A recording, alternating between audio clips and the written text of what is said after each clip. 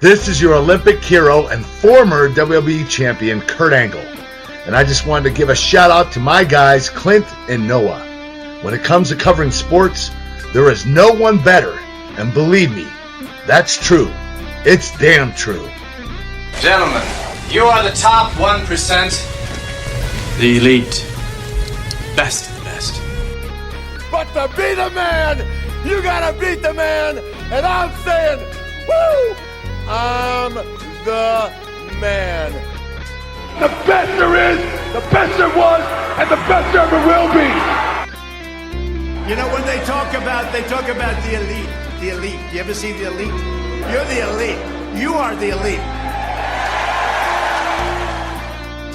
You are now listening to the Elite Sports Podcast, brought to you by Vermeil Wines and powered by GASN Sports, the pinnacle of hard-hitting sports talk, featuring weekly expert analysis and top-notch interviews.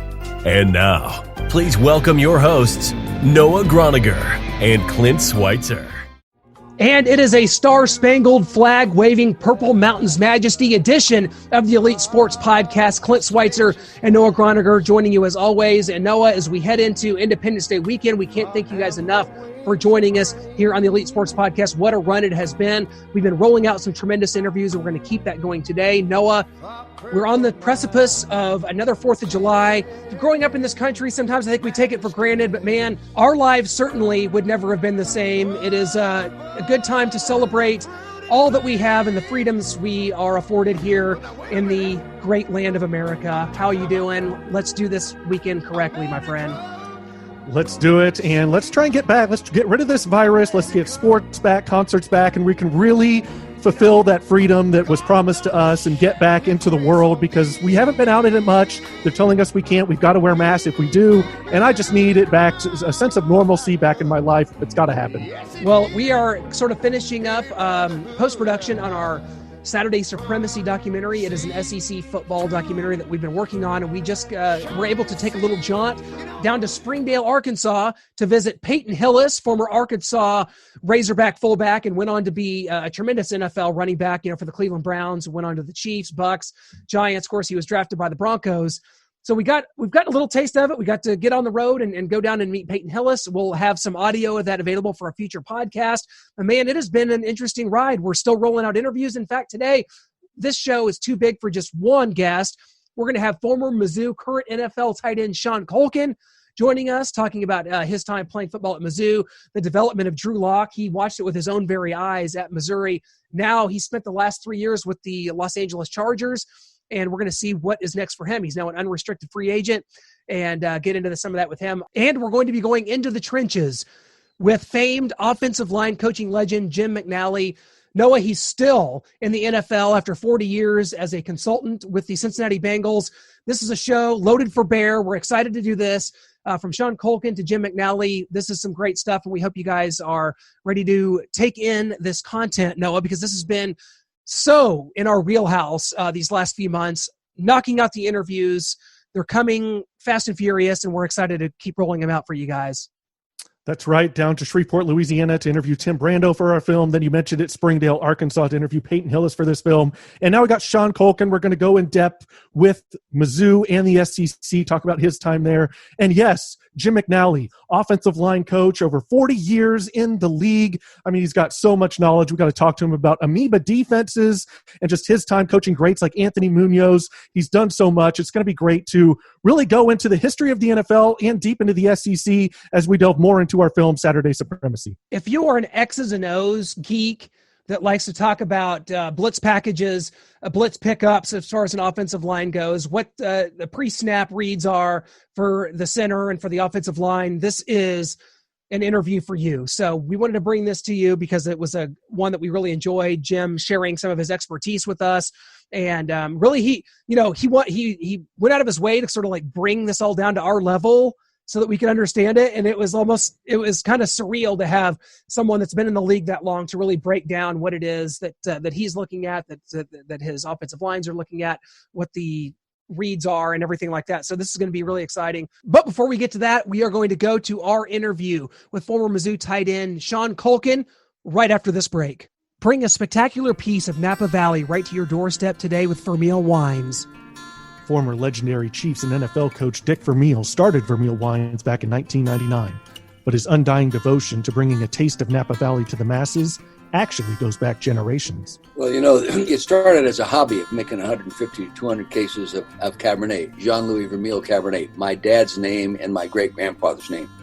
Vermeil wines are grown in Coach Vermeil's hometown of Calistoga, California, at the top of Napa Valley, where the vineyards are over 100 years old. Browse all the signature wine options or become an official member today at vermeilwines.com. Choose from 3, 6, or 12 bottles and enjoy a 15% savings with shipments each February, May, and September. You'll also get access to exclusive offerings and events such as virtual wine tastings with Coach Vermeil himself, as well as member-only wines. Try the Signature Club where you get 1 case per year, a 20% savings, 4 bottles of each Cabernet.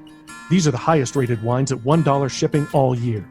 To join, visit VermeilWines.com now or call 707-254-9881. Use promo code ELITE for $1 shipping on 3+ bottles of wine. This will also apply to your first wine club order if you mention ELITE at sign up. Sean, what's up, man? Hey, oh, my God. What's up? You got the shirt. You got the Coach Drinkwitz shirt. I got the shirt, man. Where did you get that? Oh, my God. Dude, I've actually had this shirt for a few months. It was during the season. Some I forget the company. They sent like all this cool stuff. I have a bunch of like swim trunks that have like Charger bolts on them, and then one of those shirts was this. And then when I saw Coach Drinkwitz have this on like a week ago, I was like, heck yeah, I gotta wear this thing. Yeah, that's awesome. We were on that Zoom call with them, and it was like that's all that anybody could ask about. It was just like nothing football related, just the shirt. So yeah. What a choice, Sean. How in the world has it been going, man? I know kind of a lot to unpack here. You had that unfortunate Achilles injury last year. Where are you at kind of health-wise, and kind of what's been going on with you as far as your next venture here into the National Football League, which we hope kicks off here in September, by the way? Yeah, no. So, yeah, it's been a long off season. Obviously, you know, Achilles injury is one of the more difficult kind of surgeries nowadays, but it's gone extremely well, actually. You know, I'm starting to go in the process where it's like the fun part of recovery, where I'm running, I'm feeling good, feeling functional, the pains are going away. You know, before the whole process, you have so many ebbs and flows, and, you know, I'm starting to stack a bunch of like really solid days back to back, and I'm just getting better, and I'm just excited. Really, I feel really good. I feel healthy, and really just excited for the upside of having, you know, a healthy Achilles for this upcoming season. Well, of course, you're with the Chargers for the last few years. You become an undrafted free agent there back in 2017. Where are you at kind of right now? I think we talked about you're kind of an unrestricted free agent right now, and kind of what is the process right now when it comes to trying to find a new team when there's no meetings and there's no personnel in the same place. Like, this has got to be kind of a crazy deal right now. Yeah, it's crazy to, you know, have this situation, but then you take in account just what's going on with the world right now, right? And with coronavirus and quarantining and staying at home, and how that's affected the NFL, all professional sports, but the NFL offseason with OTAs. So yeah, like right now, I'm an unrestricted free agent. The interest is there for a lot of teams. Everyone just wants me to pass the physical and show that I'm healthy. And with, you know, everything kind of shutting down, you can't go to facilities. Free agents aren't even allowed to be flown into the facilities right now for a physical or a workout. So really right now, it's been a blessing for me, you know, because I think with any athlete coming off an injury, especially if they're being told like, hey, you need to pass a physical before we sign you back, you know, you probably feel pressure to kind of rush your recovery maybe, or kind of do it at a faster pace just to ensure, like, you know, show them that, hey, I'm quick. And sometimes people will have some difficulties from doing that long term, or like you don't really truly heal. So for me with quarantine, it's been a great opportunity to just go at a safe but aggressive pace. I don't really feel the pressure, because even if I'm ready, I'm starting to get to that point where it's like, hey, I'm ready to roll. But even if I wanted to, I couldn't, you know, to do a physical right now. So it's just been a time where I'm just, you know, controlling what I can control and just do my part every day. And I know it's all going to work out come like you said, August, September, when football's, we hope to go, it's 2 weeks ago, I think it would have been clear cut. Hey, everything's happening for sure. And then you start hearing about some people testing positive in Texas and the difficulties other leagues have had. And it's like, man, how is this going to all unfold? Yeah, it absolutely, so much uncertainty. We don't know. But I tell you, you've played in the AFC West for the past 3 years. I tell you, when this draft took place, I'm sitting here, we're in Kansas City, and I'm thinking, Albert O's coming out, Albert Okwuegbunam from Mizzou, and like, hey, the Chiefs, we need a second, third tight end. That'd be great. Travis Kelce's here. But he goes to the Denver Broncos to go with Drew Lock. And so now I'm sitting here, my mind has been scrambled over this. You go to the Chargers back in 17. Drew Lock goes to the Broncos. Now Albert O goes there. We got to even this out somehow, man. I don't know. Somebody's got to come to KC, right? Yeah, that's what I'm saying. We just got to make that happen. What was it like these last 3 years, just kind of learning on the fly, man? You kind of a long shot to make the roster in Los Angeles when it happened.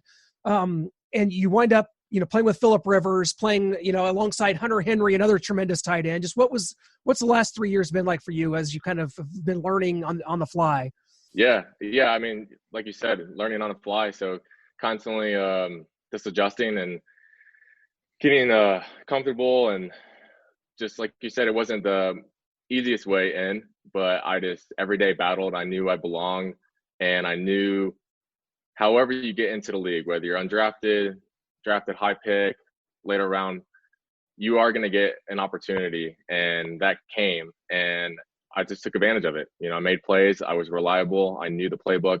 You could depend on me. I was versatile. You could, put me in line at the Y. I could block, pass, protect, play fullback, more move tight end, backfield stuff, or you can split me out and run some routes. So I just constantly wanted to show my value to an organization.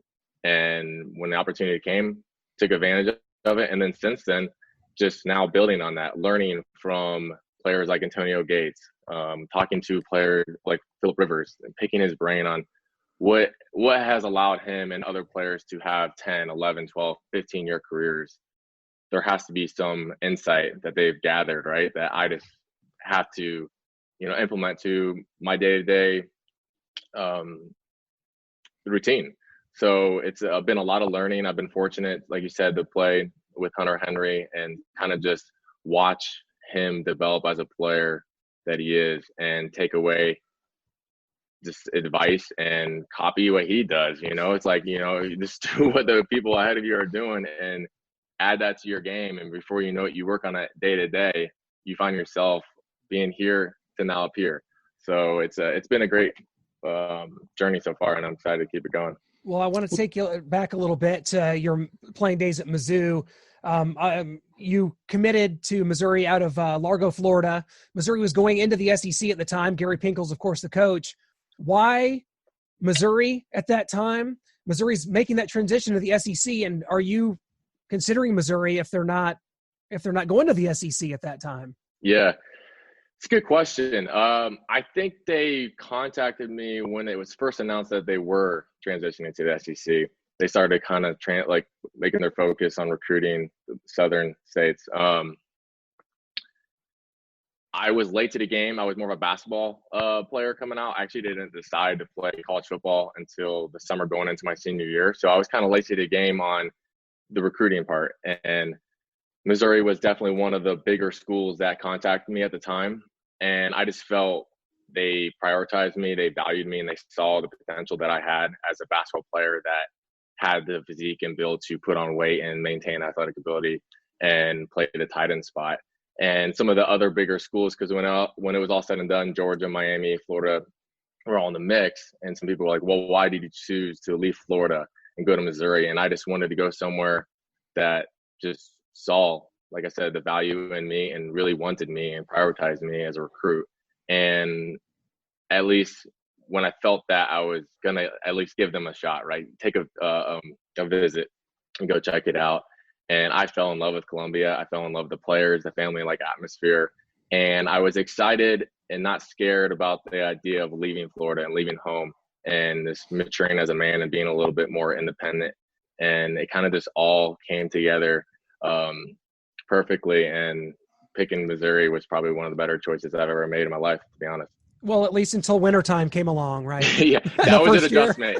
That was an adjustment. I grew up going to snowboarding every year in Colorado, but that would be for like maybe 5 or 6 days, right? So when I was seeing the snow, waking up at 4:30 in the morning, walking at like 6 degrees to mat drills, within the second month of doing it, I'm like, man, this sucks. But you get used to it. It was an opportunity to, just experience something new, and I was happy. I was fortunate to have that part. You mentioned a little bit there. You arrived to Columbia, Missouri. They've got a good fan base, Faurot Field, a great atmosphere there. But what makes Mizzou special and really stand out amongst everyone in the SEC? Yeah, I think, we kind of have everyone says you had the family atmosphere, but we also have a chip on our shoulder. I think there was a lack of respect that, coming into the SEC, whether or not we belonged, we had some injuries. We went 4-8 that year. And I think we just decided that offseason, we had a great leadership. We had a lot of older players that kind of just grabbed the whole team together and decided that offseason, hey, this is what we're about. This is what we're going to do. And we're going to show the world like what we're capable of. And you saw that, I finished that year. I think we finished top 5 and went to the Cotton Bowl. The following year, again, was a top 10 team, went to Orlando Citrus Bowl. And we had some really great years. And I think it's just the mentality that we had in the leadership. And that started with the coaching staff to the players to just the overall Mizzou-made atmosphere. So, yeah. You come in recruited by Gary Pinkel, of course, and he retires after the 15 season right before your senior year. In comes Barry Odom and a whole new ball game because Josh Heupel comes in as the offensive coordinator. Things kind of turn around a little bit, and it was a transitional period, and that's your senior year. What was it like, kind of making that transition, and kind of compare what it was like playing for a guy like Gary Pinkel to Barry Odom? Yeah, for me, it was. In hindsight, it was even then I knew it was a blessing although I was extremely sad about Coach Pinkel retiring, and that was difficult for me, especially going in my last year. There was a lot of uncertainty. What kind of offense are we going to run? That I remember those questions that I had, and playing for Coach Odom, it was just a different, a different style of coaching, how he wanted to run his team. He really challenged us mentally. And I credit a lot of my mental toughness to just his demeanor and what he required of his players and the accountability that he wanted in his players, but also like players like myself that are older, that younger players look up to. And it was just an opportunity to really, dive into that leadership role and lead a team. Although, we kind of struggled that year. There were so many life lessons I learned that year, I will say, and I enjoyed Mizzou, in a different way, just as much as I did when we were going, 10-2. When we went 4-8, it was a different experience, but I still look at Mizzou and I will remember those final years and all the good that came from that. We'll talk about some of your favorite and the best road environments that you were able to experience. I know in the West, you guys played at Ole Miss, Texas A&M, LSU, and then, of course, you've got Florida, Georgia, and Tennessee in the East. Yeah, it was crazy. The SEC, it was fun. Like, I loved the away games. I really did. LSU, that I think it was their homecoming at night. That was unforgettable. South Carolina, hearing Sandstorm, seeing the towels, that was my rookie year when we went there away. And I remember, I think that was the first away game, and we were, wow, this is pretty sweet. I was 18 years old at the time, and I just had fun, and it was nice making plays and winning those games too, and there's nothing better than silencing those type of crowds. And we started to do that for a lot of my career at Mizzou. Texas A&M was incredible. Florida, that was sweet for me. Just, being a Florida kid growing up, probably 2.5 hours away. I had a lot of friends and family there. That was a surreal moment. But I mean, pretty much anywhere you go in the SEC, even like you said in the West, like with Ole Miss, a smaller stadium in comparison to others, but extremely vibrant, loud. really hostile environment that it makes the game fun. Well, what does the University of Missouri kind of mean to you today? You talked a little bit about it, but I mean, you got the shirt on. Eli Drinkwitz is in here, has only been on the job 6 months. He's facing a lot of challenges, just as any coach would, because we just don't know, trying to evaluate players, and he's recruiting at a really high level. But what does the university mean to you now, and kind of how close are you to the program kind of going forward here? Yeah, it's got a special place in my heart, that's for sure. I think you could see in those 4.5 years, I developed more as a man than I probably did the first 18 years of my life in Florida, just because of, I mean, you could say that for a lot of kids that go to college, right? But just the trials and the low parts and building the mentality and the resilience to push through on a day-to-day basis to then have success. I think that's applicable to any career that I have beyond playing in NFL. It doesn't matter what you do, whether it be, leader of a family or your next job, those will go so far. For me, I had some injuries that were kind of difficult. It was ebbs and flows. If you look at my career, it wasn't like it was an easy route where I just took off, blew up, was utilized all the time, and was a high draft pick. I knew that I belonged, but it wasn't the easiest route, and I had to push through. And so I look at Mizzou of just that vehicle that transformed my mind. And then obviously the fun times, that I had with my teammates and my friends that I made in my classes, and those will never be forgotten too. I mean, some of my most crazy, enjoyable moments were at Mizzou. My roommate had a ranch like 30 minutes away, and they had some horses, and we'd go fishing and hang out there. And it was new to me, right? Because I'm used to being on the beach, right? Hanging out in Florida, going on the boat, surfing, stuff like that. So it was just a good opportunity to learn and grow as an individual.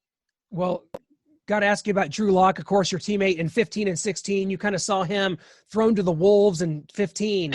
And to see kind of where he came and developed, we had Austin Carter-Samuels on our show recently and talked a lot about his development. And, of course, you're gone. He sets the SEC record in 17 for touchdowns. It was just broken by Joe Burrow this year, and will probably never be broken again. It'd be insane if it was. Just talk about Drew and kind of what he was like as a teammate and what you saw from him kind of as he evolved. And now, as an up-and-coming talent here in the AFC West and at the Denver Broncos, and he's got a mighty – tough road to chase that Patrick Mahomes guy here in Kansas City. But what do you see from Drew, and kind of what was he like as a teammate? Yeah.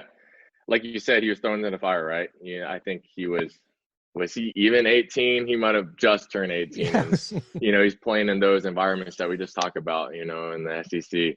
And I think the amount of growth he had from his first year to the end, you as bystanders watching could see it. But for me, being super close, a great friend of mine, and also have an impact on him. I kind of took him under my wing, especially that last summer we were roommates together going into my last year, and the maturity that he developed as a person and then how he transferred that to the field. That's why I'm excited to see Drew Lock on Sundays, because it wasn't easy for him. He had a lot of hardship, a lot of failure that first year, and pushed through and started to have the demeanor, the swagger and confidence to be an SEC quarterback that led a team and put those incredible stats up, right? And he's got all the tools, and I think his transition into the NFL has been perfect. I think about how he didn't have the pressure right away to just come there and be the guy and perform day one. He had a veteran quarterback to learn from. He had an injury. He had a little bit of like a break from the game just to watch and learn the mental side of the game. And you could see how that paid off for the last quarter of the season for him. And he started just, taking that franchise to another level. And I think the momentum that he has going into this offseason is high, right? I mean, I'm very excited. You see that happen to a lot of quarterbacks too in their second year, the development that they have. And they often, you look at Mahomes, right, and what he did And I think there's a lot of eyes watching, but I think he's going to match that and maybe even exceed that. So I'm excited for him. He's a great player. Yeah, they got a lot of new toys for him there in the draft this year. So it'll be interesting to see his development with that. But Sean, you're a Southeastern kid in Florida. Just talk about what the SEC means. There's like this bond with the fans to the universities. There wasn't a lot of pro sports back in the day in the Southeast region. So they have this tight bond with the universities and the football programs, especially. So, and the SEC slogan is, "It just means more." Why do you think that is? Yeah, I was just about to say that because when I went to SEC Media Days, that was like the slogan that was like really starting to, come around. Is like, I remember being like, SEC, it just means more. But yeah, it's I mean, SEC football, right? That's what I think when you think of college football. Obviously I'm biased, but I just think of the SEC. You look at the programs there. You look at Bama and what they've done and how many national titles they have. The players that they recruit, the high caliber players that are choosing SEC schools. The resources are incredible. Obviously, they have the backing and the fan base, right? Football means more to, I think, SEC fans than football does to other divisions. It's prioritized and it's a part of going to University of Missouri, Georgia, Florida as a student to attend football games and see the success that they have. And yeah, like growing up in Florida, that's kind of what I was surrounded with, is watching the Gators play every single Saturday and, seeing the swamp, the blue and orange. And for me, being able to experience that with the black and gold, like that was something I'll never forget. Well, Sean, I'll tell you what, before we let you go, we got to hit you with our final four quick questions, and you just kind of give us whatever comes to mind. We like to have fun with this part, so just we'll kind of rapid fire these. First one is, what show or shows have you finally got to catch up on during the pandemic? Okay. Ozark, of course. Love Ozark. Although, Ozark, people always ask me, is that what it's really like here? Yeah, is that what it's really like? I'm like, no, y'all. You guys haven't been to Party Cove. It's a little different. Ozark for sure. And then I would say I actually don't watch that much TV, actually. Netflix more than anything, but I'm reading a lot. I was doing school, like I said, so I actually don't watch that many TV shows. Ozark's a great answer there. Mm-hmm. What is the last song that you've learned on guitar? I know you're a guitar player. Yeah, the last song. It was actually the acoustic version of A Fast Car, the intro. I couldn't even tell you actually who does it. It was one of the Jonas Brothers that I know that sang it, but the original. So Fast Car. Yeah, you're probably not going to get either one of us to pull that out of our rear ends. I can tell you that. But good answer. Okay. What fastest teammate that you played with at Mizzou? Who was the fastest player that you played with while at Mizzou? Oh man. I think Anthony Sherrills was pretty fast.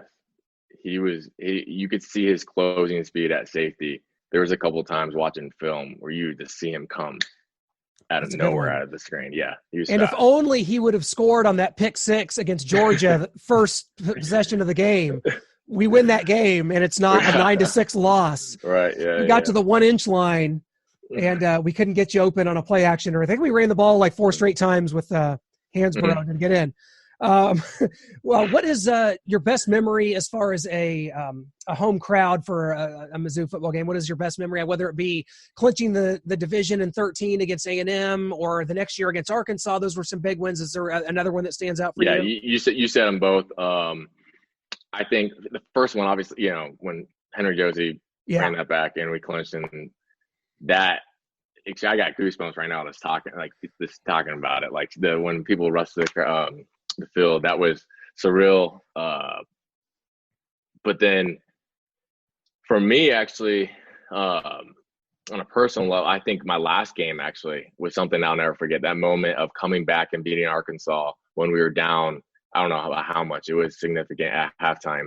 and just coming back, winning that. And that really left a positive note to where, okay, yeah, we didn't even qualify for a bowl game. And all the adversity that we had over the last couple of years, having that moment, it was so needed, let me tell you, to like reflect on Mizzou and just feel that sense of pride.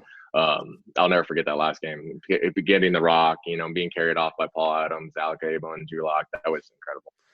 Sean, it was a tremendous career. We covered you through that, and we were there at your pro day, and to see where you've come now, it's truly just an honor to have been able to catch up with you here today, man. And we wish nothing but the best coming up here. We're going to be watching, and we're going to do whatever we can to get you here in Kansas City. I just see it as a perfect fit, and we're going to bang the drum for that, man. So we can't wait to see you back on the field and healthy this year. Thanks so much for hopping on with us today, man. It really means the world. Clint, Noah, hey, great. Thanks for having me. It's awesome. You guys take care. It's a pleasure, Sean. Thanks a lot. Take care. See you guys. There you have it from Sean Culkin. We're trying to get him here to Kansas City.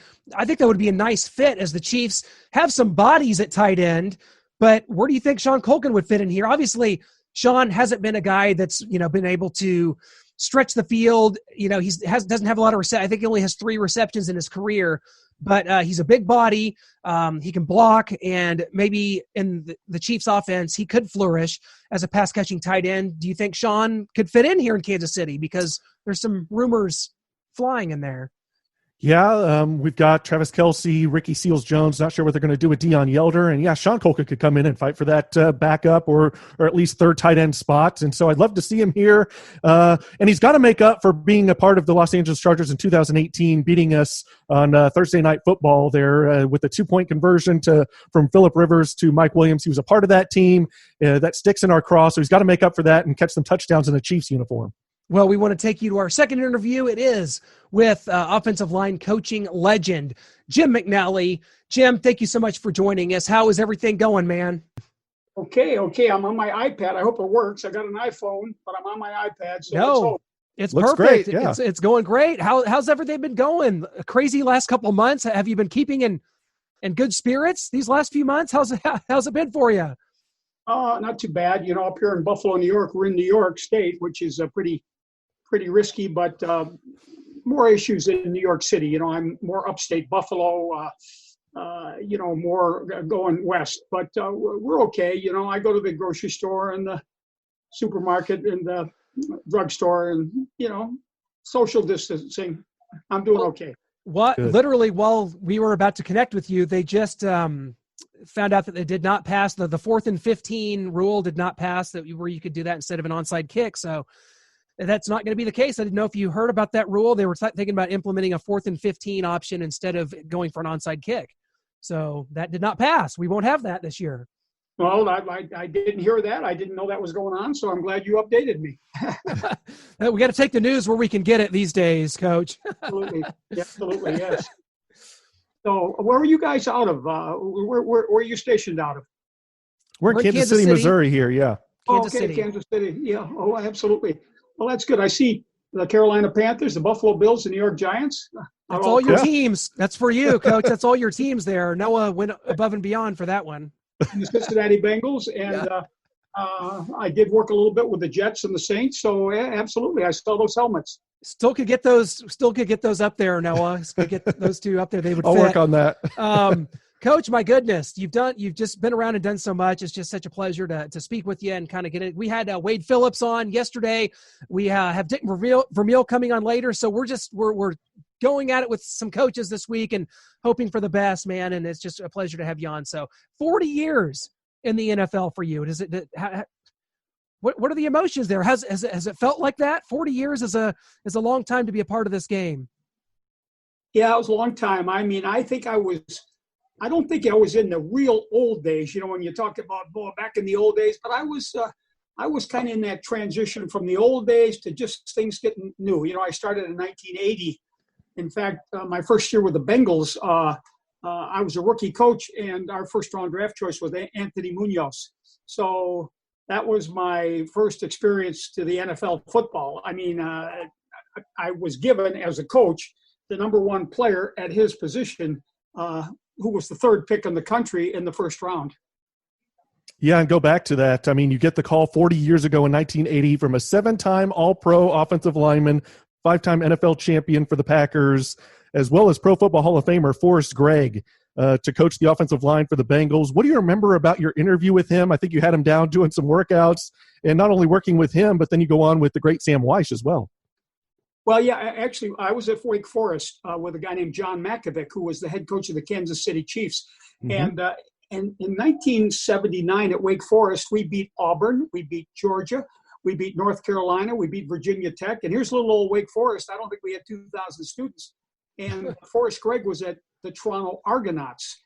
And then he moved on to the Cincinnati Bengals. See, Paul Brown and Forrest Gregg were both fired by Art Modell. A little history for you at the Cleveland Browns. So after Forrest Gregg got fired with the Cleveland Browns, the Toronto Argonauts hired him as a coach. So then he had a good year, and then the Bengals fired a guy named Homer Rice. Well, Paul Brown hired Forrest Gregg, and he kind of told Forrest Gregg, he said, between you and I, we're going to take this Cincinnati Bengals team and kick Art Modell's butt. So that was kind of the way that Forrest Gregg was kind of the guy that Paul Brown wanted to coach the Bengals. So this is 1980. I was at Wake Forest. Forrest did a little research, and they had me in for an interview. And I think I knew I had the job when I had this Forrest Gregg. And by the way, if you went into Forrest Gregg's office, there's a plaque on the wall, and it says, Forrest Gregg is the greatest player I've ever coached, quote, Vince Lombardi. Now, he coached a lot of great players in his day. Forrest Gregg was the greatest.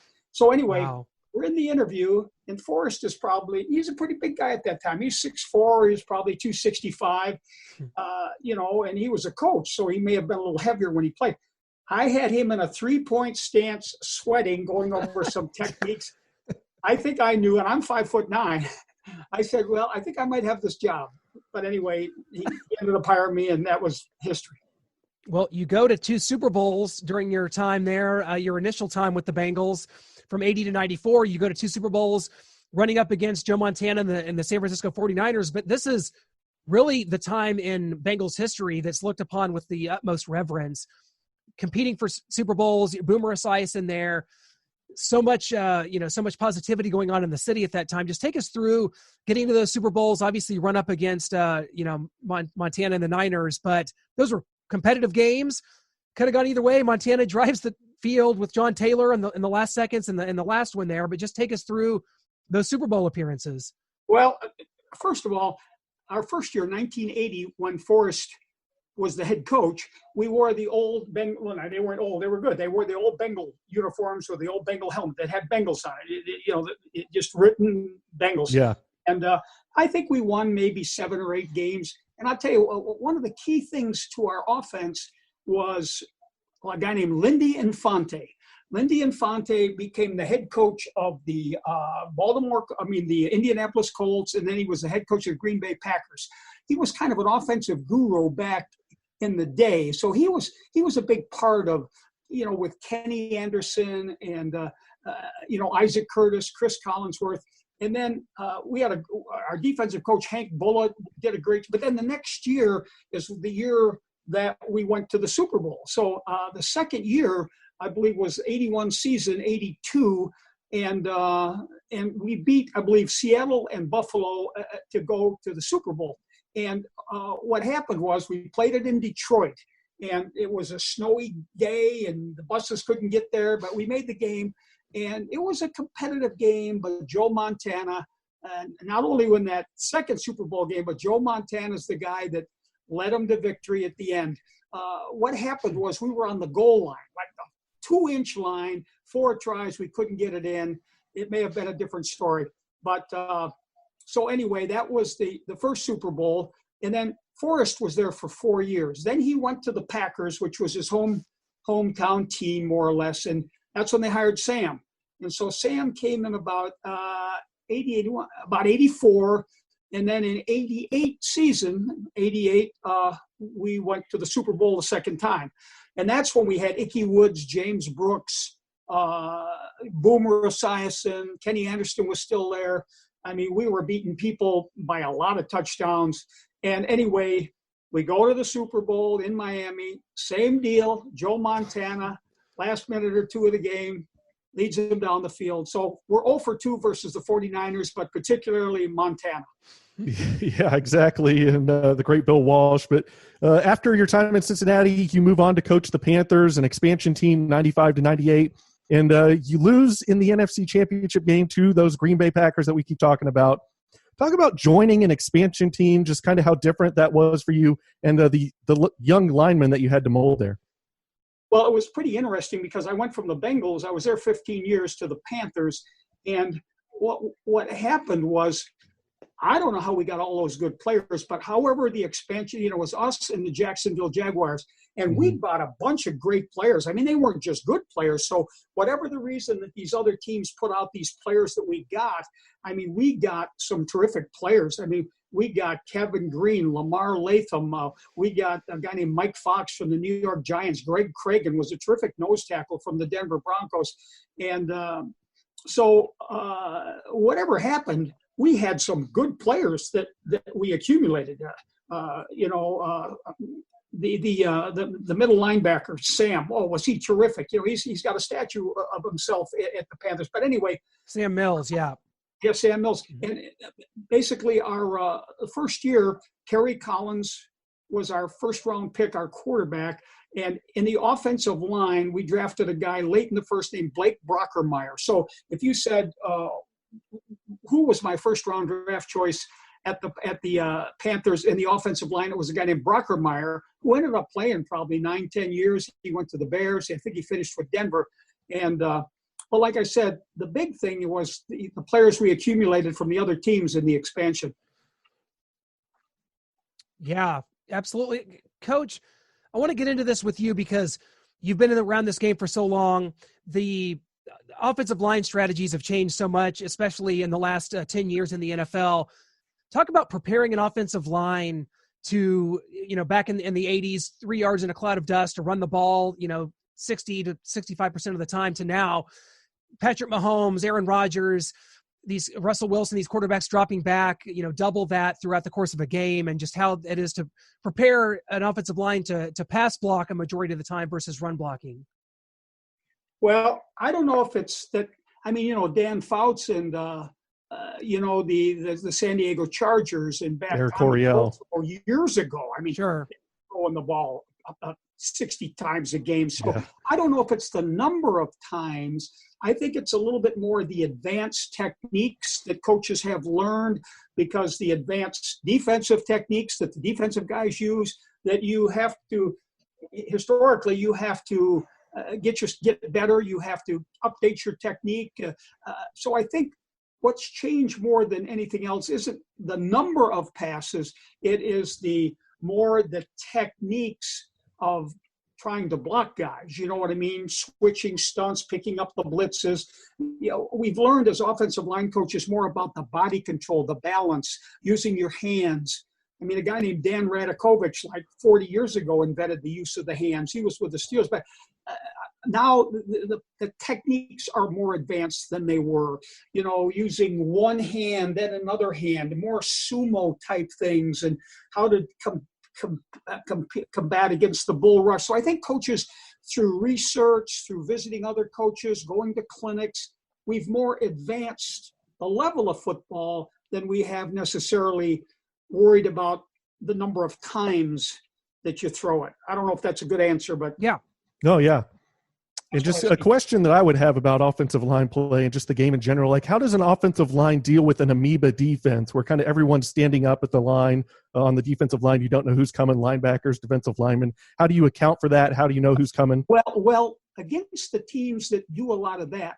So let's say, I'm just giving you my thoughts. Let's say, I'm not talking about where they've got two defensive tackles and two defensive ends and some linebackers might be moving around. You zero in that, this week we've got the 4 defensive linemen with number 52 and 56, wherever they are. And, you're kind of tracking the jersey numbers. But when they got all those guys moving around, they're all linebackers standing up, what you have to do is you take 4 or 5 games of study and you see what guys maybe blitz the most. They got 7 guys standing around. But really, 56, 57, 92, 96, and 94, I've given you some numbers. Yeah. They come most of the time. So let's say you're 5 linemen. We're going to block 92, 94, 56. You see what we picked the jersey numbers out just rather than, oh, well, this guy's in the position of the Mike line. Oh, no, he moved over here to the strong. Oh, no. You track their jersey numbers. So even though they're moving around, we know we don't have 26. We know we might not have 42. So we don't even keep our eyes on him. If you don't track the jersey numbers, okay, and all 5 know that those are the 5 guys, you would know what to do. I don't know if that makes sense to you. Yeah, it does. Yeah. That's excellent stuff. I want to ask you about your time in Buffalo because you coached there as an offensive line coach from 04 to 07. You're a Buffalo native. You've been around the Buffalo Bills, an historic franchise dating back to the days of the AFL. One of our good friends we made a film for, Marty Schottenheimer, of course, played there during his career.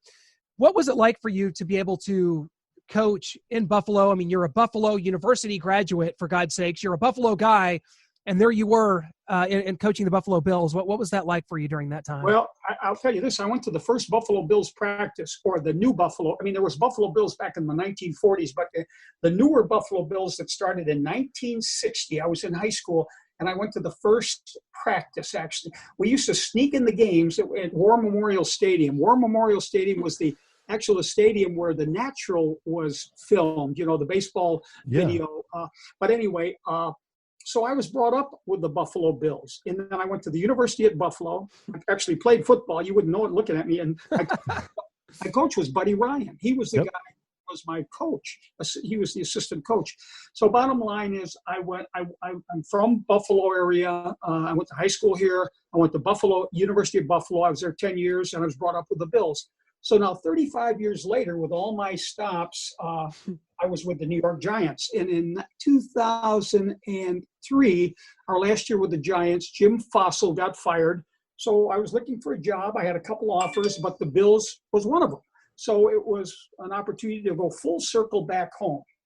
And I still live in Buffalo, and I still, even though I still work for the Bengals, I'm a fan of the Bills. But it was interesting because I have a lot of family here, and I was able to get my close friends into practice. And I think it was pretty neat because a lot of my friends could really associate. My nickname's Mouse. Oh, Mouse is back here. That's great. The Bills. The only problem is that thing, local boy comes home. It isn't always what it's supposed to be. Now, don't get me wrong. I love Buffalo. I'm here. But what I'm saying is they expect a lot out of the team. So most of my good friends were good, but I mean, I was there like with one, really, we had a good year with Mike Mularkey the first year, and the other 3 were like 7 and 9 seasons, and it was not real good. So what I'm saying, I mean, the winning and the losing. So that stuff, there was a little negativity to it. So, but after, when I retired, I still have a good reputation locally, but it wasn't all that what it's put up to be. It's like some star that was a great player at, let's say, Oklahoma, and he goes back and he's the head coach, and then 2 years later, it's like, they didn't win a game, or something like that. So it sounds like a good situation to go back to, but it wasn't all roses. We'll talk about the challenge you had there in Buffalo. There's an undrafted tight end with the name Jason Peters, who's now still going strong today as one of the game's best left tackles. Talk about what you saw in him coming in, switching him to the offensive line, and just how his game progressed to where he's at today. Well, he was a phenom. He really was. I mean, Jason Peters was a college free agent, and he was a tight end. He was a big guy. I mean, he played next to another guy that's, I forget the guy's name, Stacy somebody maybe, but at Arkansas. And they used to just double team people off the mark. But for some reason, he was not drafted. I don't know all the specifics there, but we got him as a free agent. And, I mean, he was a powerful guy. And for whatever reason, we cut him. I mean, we did not make the original roster. And there was 3 or 4 other teams that brought him in, interviewed him, worked him out. And then I don't know if we were still in preseason or we were started the season, but we brought him back and we signed him and we put him on the team. In the first year, 2004, he was our number 1 special teams player. He was the first guy down on the kickoff. We played the Bengals, and it was a punt. He broke through the line. He ran over the personal protector for the punter. He blocked the punt and scored a touchdown. He was our best special teams player at probably 6'4.5", 320 pounds. And so he would be playing tight end on short yardage, and he would come in maybe, if we put an extra tackle in the game. And then after that year, we moved him to tackle, and he didn't have any real bad habits because he had never played offensive tackle. Yeah. So whatever he learned, it was from scratch. And then eventually he got the left tackle, and the rest is history. I mean, he's played, 15, 16 years. Yeah. And, he was a phenom. Big, powerful, quick, strong, nasty, and a great guy. Coach, the old adage, of course, games are won and lost in the trenches. Talk about how that applies to today's game, because you hear a lot of arguments. A lot of people talk about investing high draft picks and capital into the offensive line when it's a bit of a different game. Quarterbacks are getting the ball out so quickly. They say just have an average offensive line, roll them out there, and the game's played by the skilled positions and the quarterbacks. Talk about that and kind of the changes and how that has kind of morphed from the 80s when you started to today. And do you even agree with that? Is it still important to invest high draft picks and a left tackle and so on? I think that what you're saying is true, except when you get to 3rd down and 10. So my point is that let's say the running game's working, you got good running backs, the quarterback's completing the passes, and let's say you have a decent offensive line. But if you get behind and now it's 2nd and long or 3rd and long, and then you really got to protect the quarterback, that's when the O-line has got to really show them stuff. Not only technique-wise, but smart-wise, because they got all the different blitzes and stunts and all the moving around and twists and things like that. So, like I say, I think that now, of course, if you have a good all the stuff works, good special teams, good defense. But what I'm saying is where people really critique the offensive line is if the quarterback's getting hit a lot, and if the quarterback, obviously doesn't have the time. But most of that shows up if you're behind on long yardage situations. So I guess that's pretty much where the average fan or, somebody doing a radio show or doing a story would say, man, their offensive line's not very good because it shows up in those situations. Yeah, very good point there. And just your time with the Giants, going back to that, you have some quality linemen there to work with: Lomas Brown, Glenn Parker, Ron Stone, Luke Pettigo. And you make the Super Bowl in Super Bowl 35, but you run into the 2000 Ravens defense, maybe one of the best of all time. Talk about your line at that time and the challenges against the Ravens defense. Well, I will tell you this. I can't tell you which team was better because there's a lot of great defenses, but I played against that was it the 85 Bears. I was in the league, and I think Buddy Ryan was the coach there. I think I was with the Bengals. We may have beat them. I don't remember if we beat them that year, but we may have beat the Bears one of those years. But I played against that 85 Bears, and I'm not so sure that Baltimore Raven defense of, 2001 and 2 season, that they weren't just as good or perhaps better. They were unbelievable. In the middle, they had Sam Adams. You couldn't move him. Saragusa, you couldn't move him. Yeah. They had a defensive end named McCrary, quick as a cat. They had Ray Lewis. You couldn't block him. You couldn't catch him. They had a cornerback that was terrific. So when I was with the Giants and we were preparing for the Ravens in the Super Bowl, we could not find in all of their games and preseason, we couldn't find but 5 or 6 goal line plays where they were on goal line defense. Okay, I don't think there were 5 plays where the other team was inside the 5-yard line, but maybe 5 snaps. Cool. So it was unbelievable. I mean, we could have gone to the Super Bowl that year and played the Ravens in Tampa. We could have gone the same day of the game. We didn't have to go a week early because it wouldn't have mattered. They kicked our butt. Well, for those people that aren't necessarily in the know, you got your start, of course, at the University of Buffalo, where you played and went to school, but you went to Marshall to coach in 1971, which was just following the tragic plane crash that occurred there. And your character, McNally, is actually portrayed in the film We Are Marshall. It was played by Ron Clinton Smith. Just talk about the emotions of that, what that was like at the time in 1971, going there, following that, and kind of what you were up against as a coaching staff and just as a community trying to rally around that and bring some semblance of normalcy back to that university. Yeah, it was interesting. It was like when I went there I was at Buffalo in 1970, and Buffalo, my school, UB, we dropped football. So I was looking for a job. And I knew a guy that knew the new head coach, Jack Lengel, and I ended up getting the job there. And what was happening, since Buffalo dropped football, the players were able to go to another school and play immediately. So what happened is I took 4 or 5 players from UB to Marshall, and 3 or 4 of them stayed there, graduated, and still live in the area. So that was kind of an interesting thing for me, trying to help build. But we were able to play freshmen. That may have been the first year that freshmen were eligible. And it was very emotional because I had met some of the wives of the coaches that were killed in the plane crash. I had met some of the parents of the players that were killed because they would come back for the game. There was a gal that was the head cheerleader. Her name was Debbie Chambers. Her mom and dad were both on the plane, and they were both killed. We had about 4 or 5 doctors, local people that were very, Wow. important people that were killed. It was unbelievable. So in our second game, we played Xavier, which also had dropped football after that. And they were decent football. They were in Cincinnati, and we won that game on 213 bootleg screen. That was the play.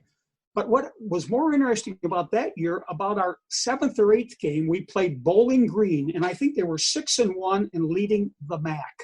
So Bowling Green came into Marshall, and I think we'd only won that one game, and they had not played on AstroTurf before, and we had an AstroTurf field. So the head coach, Don Nealon, I think he asked Jack Lengel, our head coach. He said, "Jack, all we have is regular football shoes. Will that work on turf?"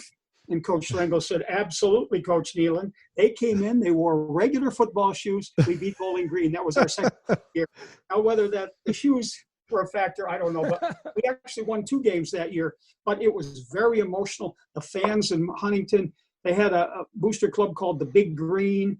I mean, the whole community supported that football team. It was tragic, but yet very fulfilling, spending 4 years there and seeing that team we tried to put on the field. We called them the Young Thundering Herd, play football. And I don't think Marshall actually had much of a winning team till maybe 9, 10, 11 years later.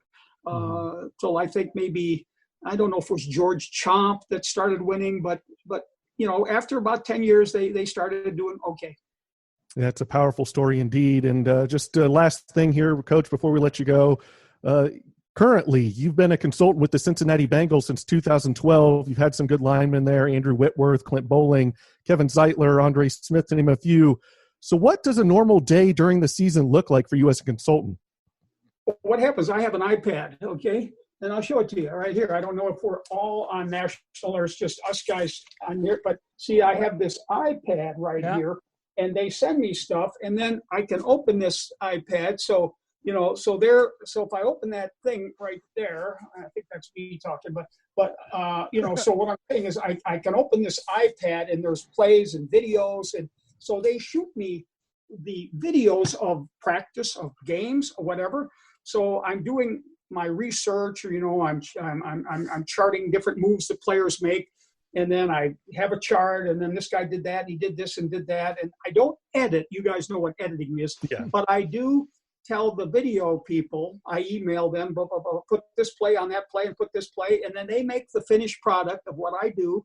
They send it back to me so I can double check any errors. And then it goes to the coaches and the players. So I do various projects, but it's all Wi-Fi. I mean, I do go to Cincinnati for a couple of practices. I go occasionally for training camp. But like I say, everything I can do with my iPad, and it's interesting. Hey, it's going to be fun blocking for Joe Burrow. Excited to see what he's going to do there in Cincinnati. We covered him at LSU, so hopefully big things for the Bengals. Hopefully big things for the NFL in the upcoming season, and that all goes off without a hitch. Coach, you've been so generous with your time.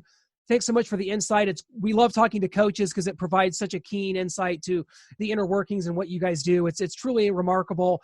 You guys are all wizards to me, man. It's truly unbelievable. So thank you so much for joining us today. Well, and one last thing, that our left tackle was hurt last year from Alabama, first-round draft choice. He was outlawed last year, so hopefully he helps us, protect that blind side. Absolutely. Big things on the horizon. Thank you so much, Coach. Stay safe, stay healthy, and we'll definitely catch up again soon. Thank you. Thank you. Bye-bye. See you. It was an honor. Thank you. Big thanks to both of our guests here joining us on this 4th of July edition of the Elite Sports Podcast. Can't thank you guys enough for listening. Be sure to hit up the podcast, Apple Podcasts, Google Play, Stitcher, or Spotify. Any way you choose to take in your podcast, we have your back. We have so many big interviews coming, including former legendary college football head coach from Texas A&M, from Mississippi State. Jackie Sherrill is going to be joining us. We've got guys like Walt Harris, former NFL corner, coming on here, coming up. So there's going to be a lot of big interviews. Peyton Hillis himself, we mentioned that. Noah, we're going to keep them coming as we start to get towards the start of football season. We know SEC Media Days is canceled. We're trying to will this into existence, but we're going to keep you going with the interviews at least until we can start talking about concrete things that are happening on the field. Absolutely. I mean, we've got to get back to football. We've got to get some semblance of it. They're talking about maybe signing waivers to get in the stands. Give me mine right now. I'm going to sign it. Can I electronically sign it? Because I'm there.